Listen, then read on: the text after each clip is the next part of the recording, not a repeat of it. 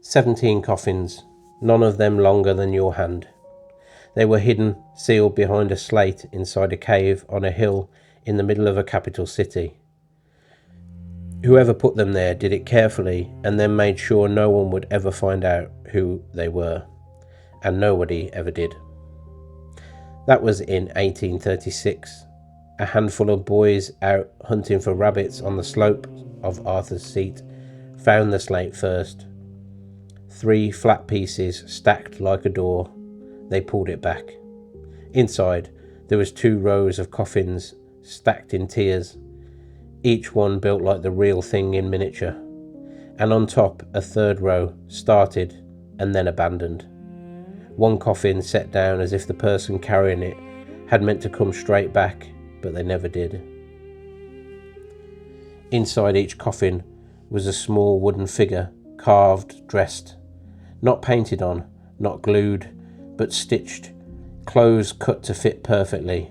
Whoever had made these had time and patience and a level of skill that ruled out almost immediately the explanation that everyone wanted to reach for first, that this was a child's game. Only 8 of the 17 survive today. What happened to the other 9 is its small own ugly footnote. Nearly 200 years on, nobody has ever been able to say with certainty who made them or why. The Scotsman ran the first account 3 weeks after the find on the 16th of July 1836. Its verdict was blunt, as a satanic spell manufactory, the work of witches, still working the old spells of death out on the hill. A month later, the Edinburgh Evening Post offered something calmer, an old Saxon custom of burying effigies for those who had died in a distant land. Days after that, the Caledonian Mercury had heard of a sailor's superstition, a wife burying a coffin in place of a husband who had been lost at sea. Arthur's Seat made the witchcraft theory easy to reach for. It's an extinct volcano sitting in the centre of a city and above it in equal measure, and it already carried the folkloric weight of its own. Exactly the kind of place a Victorian newspaper wanted a witch story to come from. The sailor theory may be tidier, but it runs straight into a problem. No one has ever produced a matching list of 17 Edinburgh sailors lost around that time, and no evidence that this custom used one shared hillside instead of a churchyard. Some later writers on the folklore of body snatching have read the coffins as a general protest against the wider resurrection trade. Grave robbing for profit was already in common practice in Edinburgh's churchyards, years before Burke and Hare escalated it into murder. Charles Fort, the American writer who spent his career cataloguing things science struggled to explain, included the coffins in his 1931 book Lo, spelt L-O. He floated the idea that they weren't a product of one event at all, but a quiet ongoing habit kept up over years by someone with a private reason. That is, of course, Fort's own speculation, and it's not established fact. It's flagged here as exactly that, a thinner strand connecting the coffins to a Masonic burial symbolism circulates online. It doesn't hold up to any documented source, and it isn't the road this essay is going down. None of those are the road that this essay takes either, but they're out there. If that's a road you want to go down yourself, you can search online and see many different theories. What exactly happened to most of the coffins in the week after the feud is less romantic than any of these theories as well, and considerably less careful than the phrase 9 went missing. The Scotsman's own account says plainly that a number of them were destroyed by the boys themselves who found them. Boys being boys, throwing them about and ripping them apart. Whatever wasn't smashed that way seems to have been picked up as a curiosity by whoever handled them next. With nobody troubling to record who took what. Either way, most of the evidence was gone before anyone in Edinburgh thought to ask what they were looking at. The 8 that survived only survived because someone eventually thought they were worth keeping properly. So they made their way by 1845 into a jeweller's private museum, sold at auction for £4 and 8 shillings. This was to an unknown bidder, but in 1901 they finally found their way into what is now called the National Museum of Scotland. They sit there still, under glass, under museum lighting. That's the discovery, a find, a rush of speculation, most of the evidence destroyed by the very hands that found it, and 8 small boxes left behind. Look closely at what survived, and the objects resist the easy reading almost as much as the empty space where the other 9 used to be. Each coffin is a genuine piece of joinery, not a whittled toy cut from a single block of Scots pine. The lids are hinged, or at least they were. Several of them have lost their hinges due to age, but the mechanism is still there in what remains. Some are studded with tiny pressed metal fittings. It's decorative work that took time and served no purpose beyond making the object look as closely as possible like the real thing it was imitating. The figures inside are carved, most from a single piece, with enough detail to give each one an actual face rather than a suggestion of one. And they are dressed, not painted to look dressed. They are generally dressed in fabric cut and fitted to the figure, in a style consistent with early 19th century Scottish clothing. Every single figure, without exception, is dressed in male clothing. That detail matters more than it looks like it should, because it quietly rules out one of the more emotionally satisfying readings, that this is a private grief object, a mother or a family working through a series of losses throughout time, across many burials. Over time, 17 private griefs would not reliably produce 17 consistently male figures. Whoever made these had a specific idea in mind and held to it every time. That consistency is itself worth sitting with. This wasn't a spontaneous single sitting act. It reads closer to a project, sustained, deliberate, carried out by someone with the tools and the time and the intention to do the same careful thing 17 times over. For more than a century and a half, that was where it stood, a local oddity filed under folklore, occasionally dug up again by an antiquarian society with an idle afternoon. In 1902, the Society of Antiquaries of Scotland offered its own verdict. This was that the coffins symbolised some kind of honorific burial, the work of one person who was possibly mentally impaired. It seems like an easy theory to raise, but it is also easy to dismiss. It explains nothing about why and nothing about 17. The theory that actually stuck came from paying closer attention to the arithmetic, and it came from 2 people, not the gradual drift of folklore. In the early 1990s, Samuel Menefee and Alan Simpson, 2 visiting fellows from the University of Edinburgh's School of Scottish Studies, sat down to examine the surviving coffins properly for the first time since 1836. What they noticed was simple enough to state in a sentence: 17, 2 rows of 8, and a 3rd row began, but were abandoned.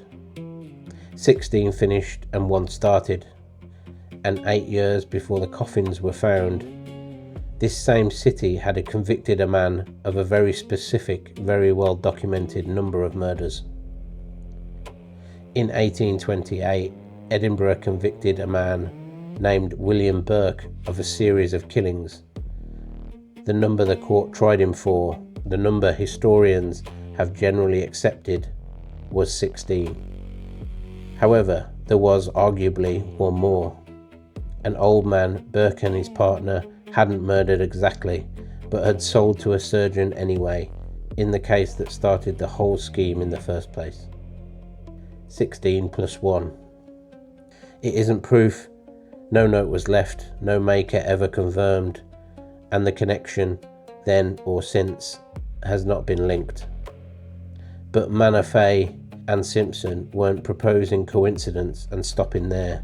They went looking for physical evidence to back it up. And what they found in the objects themselves is the strongest part of this case. So who were the 16 plus 1? In the winter of 1827, an elderly lodger died in a rooming house in Edinburgh's West Port. He'd been ill and he owed his landlord, a man named William Hare, £4 in unpaid rent. Hare looked at the body and saw an opportunity. Edinburgh's medical schools needed cadavers for anatomy teaching. Legally, the supply could never meet the demand for students paying for lecturing places, so they always looked for another way of getting the cadavers. Hare brought in a friend, William Burke, and together they carried the dead man to a surgeon named Robert Knox. Knox paid £7 and 10 shillings. This meant the rent was covered and there was still money left over. They didn't wait for the next lodger to die of natural causes. Over the following year, Burke and Hare murdered at least 16 people around the West Port. Some men and some women, mostly poor, and mostly the kind of people whose disappearance in a city like Edinburgh in 1828 that nobody would go looking for. One of them was well liked. He was a well-liked young man known throughout the city by the nickname of Daft Jamie. His name was James Wilson. His absence was noticed and mourned in a way that most others weren't. Every body that they took went to Knox's dissecting rooms. Everyone was paid for, and none of them were buried, not in the ordinary sense, not with a service, not with a grave, and not with a family visiting. They were opened, examined, used for teaching, and disposed of. This was in an era where the physical resurrection of the body on Judgment Day wasn't a metaphor. To most people, it was a literal expectation. To be dissected instead of buried wasn't only the loss of dignity in this period. To people who believed it, it was a second death. The loss of a body they'd need on the last day, gone before they'd finished dying properly. Burke was tried and convicted in December 1828. He was hanged in the Lawn Market on the 28th of January 1829. This was apparently in front of a crowd that contemporary accounts put at around 25,000 people. And then, in a piece of symmetry the court considered entirely fitting, he was publicly dissected himself. His skeleton is still on display at Edinburgh's Anatomical Museum. A piece of his skin was tanned and bound to a pocketbook. That pocketbook still exists too. Hare was never tried for a single one of the murders. He gave evidence against Burke in exchange for his own immunity. He walked out of custody a free man and vanished from the historical record entirely. No conviction, no sentence, no accounting. And Knox, the surgeon who bought 16 bodies from the two men everyone in the city eventually understood to be the murderers, and who, by his own account, never once asked where they came from, was never charged with anything at all. A mob did gather outside Knox's house. An effigy of him was burned in the street. Public feeling ran hot, enough that his own students reportedly had to escort him through the crowds. That was close to the entire consequence he faced. At Knox's own request, a committee of his colleagues, including the Secretary of the Royal Society of Edinburgh, looked into his conduct.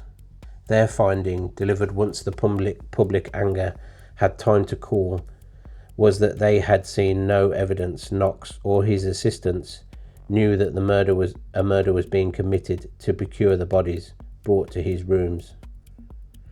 No charge was ever brought.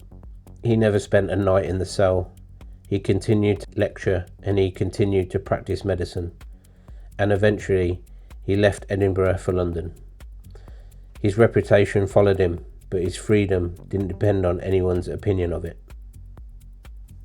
This is the part of the story with nothing uncanny about it at all, and it's the part that actually matters here. Burke was hanged and Hare disappeared into total obscurity. His later fate is genuinely unknown, and the one man in the entire arrangement who never once had to lift a hand to kill anyone, who simply paid and asked no questions 17 separate times, walked away with his medical license, his income, and eventually his health intact. None of this required Knox to be clever, and it's worth being precise about that, because it would be easy telling the story to turn him into a dark genius, the respectable man hiding a monstrous secret, outwitting an entire city. He wasn't outwitting anyone, he simply was positioned by wealth and a profession. The ordinary courtesy of Edinburgh's medical establishment extended this to men like him. Somewhere, a committee of his peers would always be willing to look past his past. That isn't cunning. It's the far more common and far less interesting thing. A system built so that the man furthest from the actual killing was also the man least likely to ever answer for it. This brings the Coffins back into view. If the 17 figures really are a private response to 1828, and the arithmetic still says they probably are, then whoever carved them wasn't responding to a mystery. Edinburgh already knew exactly what had happened, and exactly who had profited from it, and had already watched the system decide that only one of the men involved deserved to hang. The arithmetic is the theory that stuck. What makes it more than a coincidence is the physical evidence Manafay and Simpson published alongside it. In a book of the Old Edinburgh Club in 1994, the first serious material analysis of the surviving coffins in a century and a half. Under close examination, the figures turned out not to be carved from raw wood at all. They were modified toy soldiers. They were commercially manufactured around the 1790s. They were altered decades after they were made. The moulded uniforms cut and reworked. Real fabric added over the top. The base removed so each figure could lie flat. Some were missing their arms entirely. This was to make sure they could fit inside the coffin made for them. Their eyes, tellingly, were open. Whoever made these wasn't trying to depict a corpse, they were trying to depict a person laid to rest. The tools and materials point somewhere specific too. The pressed metal fittings on the coffins resemble the kind used in shoe buckles of the period, and the tools needed to cut and hollow the wood, a sharp hook knife rather than a chisel, are the tools of a shoemaker or a cobbler. These are not tools of a carpenter or a wood carver working with proper equipment. Whoever this was had the skill to do careful, patient work. They did not have a toolkit that would have made it easy. That single set of findings does more work than almost anything else in this case. It tells you that the maker wasn't a folk craftsman working from raw materials and pure grief. The image, the witchcraft, and the grief theories both quietly depend on. It tells you they had success. They shop-bought toys decades old. They had tools sharp enough to cut and reshape them. They had a sewing skill good enough to dress a figure in a few inches tall convincingly, and they had the detail that closes off most romantic readings entirely. The patience to do all of that the same way 17 separate times. Manafay and Simpson's analysis also supports something the earlier theories never accounted for. The coffins weren't all made in one sitting. The thread used to sew the burial clothes on one figure is a type that didn't come into use in Scotland until after 1830, several years after the murders, and well after the boys who found them were born. Other figures may be earlier. The materials and construction show enough small variation to suggest they were produced over a period of time, then deposited together rather than buried once and left. Whoever this was didn't do it in an afternoon. They didn't do it in a single fit of feeling. They kept coming back to it. A folk charm doesn't usually rewire a workshop, a supply chain, a repeat visit spread over what may have been years. A grief object made once in the immediate aftermath of a single loss doesn't repeat 16 times. What repeats like this over time, with this much care taken to get the details right, is closer to a ledger than a shrine. None of this proves connection to Burke and Hare. It's important to say that plainly, because the honest version of this story is less satisfying than the tidy one. No maker ever confirmed it. No note, no signature, no contemporary account links to the Coffins, to the murders. The way this essay has just laid them out is really just hearsay and people's point of view. The 16 plus 1 arithmetic is compelling, specifically because it's the best available fit, not because anyone has ever proven it. Historians who have studied this seriously are almost without exception careful to use the words like likely and the leading story rather than the answer. That caution is doing real work, and it deserves to be kept intact rather than smoothed over for the sake of a clean ending.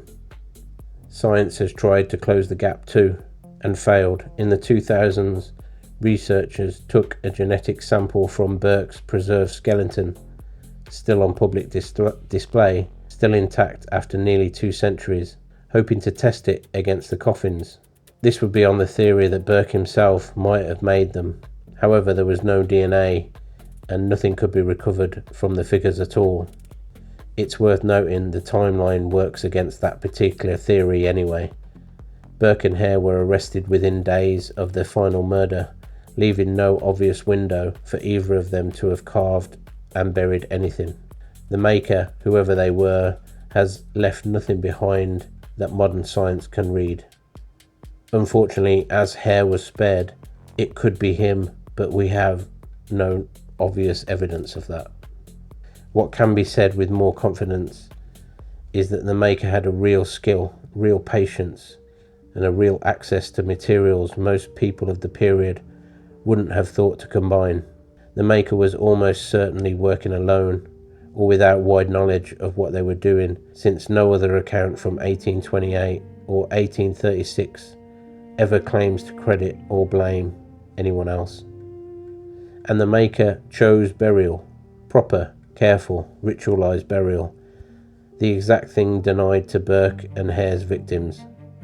Whether that maker was a witness to the murders, a member of one of the victims' families, a guilt-stricken accomplice, or someone with no direct connection at all who simply couldn't let the arithmetic go unanswered, nobody knows. Nobody has ever known, and the 8 coffins that survive had kept whatever they know to themselves for nearly 200 years. In December 2014, that silence broke, just slightly. A package arrived at the National Museum of Scotland, no return address. Inside, carefully wrapped, was a new miniature coffin, fitted with the small metal details on the lid, in a style close enough to the originals that the museum staff recognised what they were looking at almost immediately. Inside the coffin was a carved wooden figure. On the outside, a label. It read XVIII, 18 in Roman numerals. To the National Museum of Scotland, a gift. Whoever sent it wasn't just adding a number. 18 would complete the 3rd unfinished row from 1836. The row that had been started and then abandoned 2 centuries earlier. Someone in 2014 had apparently decided to finish it. There was more. Tucked with the coffin was a note quoting Robert Louis Stevenson's short story, The Body Snatcher. Stevenson's own fictional treatment of the Burke and Hare killings, written decades after the fact. Whoever sent the package wasn't guessing at a connection between the coffins and the murders. They were stating it. The museum has never identified the sender, and the craftsmanship of the replica has never been credibly traced to anyone. What matters more than who sent it is what sending it means in 2014.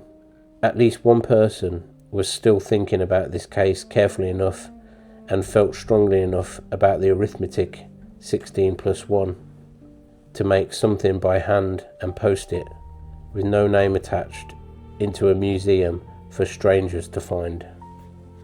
That is, in its own way, exactly what happened in 1836. Someone did the careful, deliberate, unclaiming thing and made sure they would never be identified. 178 years apart, twice, someone made the same choice. Robert Knox died in London in 1862 in relative comfort. He never faced a single formal charge for anything. He isn't the reason this case is still being talked about. The reason is smaller than that, and stranger, and it sits behind glass in Edinburgh. 17 little boxes, and now an 18th. Still doing one thing that was never done for the people they were built for. Being buried, being remembered, being, however late and however small, accounted for.